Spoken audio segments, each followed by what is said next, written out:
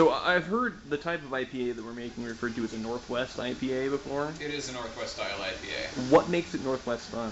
The main thing with that is it's going to have higher alcohol content, and it's going to be a lot more highly hopped than, a British style IPA, which is where the type of beer originated.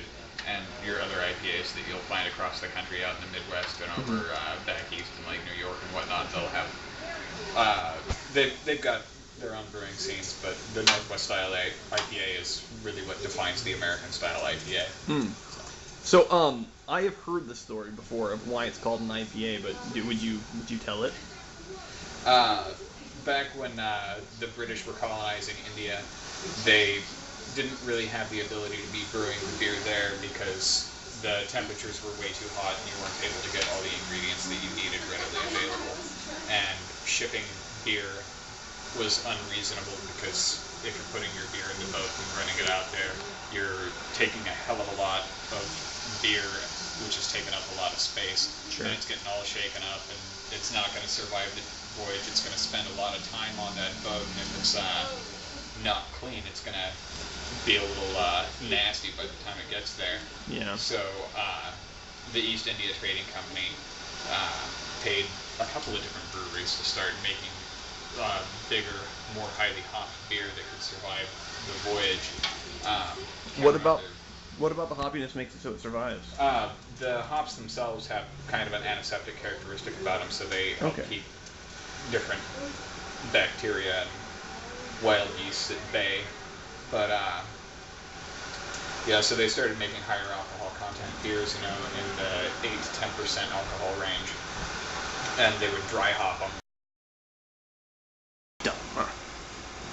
So dry hopping is when you're taking freshly dried hops and adding them to the fermenter or to the cask, which adds a little more flavor to it and a lot more aroma, and it also ends up helping preserve the beer that's in there, naturally allowing it to survive longer and keeping some of those bacteria at bay.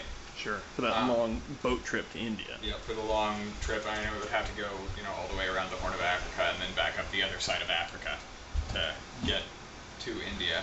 And once it got there, you've got your 8 to 10% alcohol beer, and the higher ranking officials in the military, they would end up getting, the straight stuff right out of the cask, and all the other people, you could water it down and your beer would go a lot farther.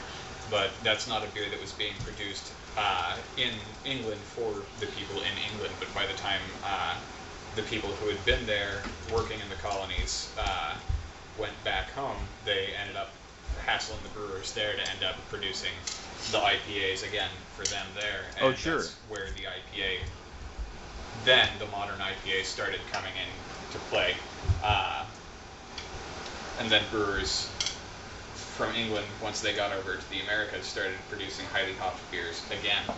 And now that we've got our beers in the Northwest, we've got, I think it's something like 16% of the hops grown in the world are grown in Oregon, Washington, and Idaho. Really? Yeah. Wow. It's a pretty high amount. It actually used to be higher. The Willamette Valley is known as Hop Valley, like the name of the brewery, Hop Valley Brewery over there. I had no idea that was why. Okay. It's just mad amounts of hops have grown around here for a long time, and then you've got your hop program up at Corvallis at the Oregon State University there that breeds different hop varieties for the industry, and you've got different hops that are being produced all the time around here, different new varieties with different flavors and aroma characteristics and higher bitterness, lower bitterness, depending on what you need to produce. It's really a great area for brewing IPAs and for hops in general, just trying out new things.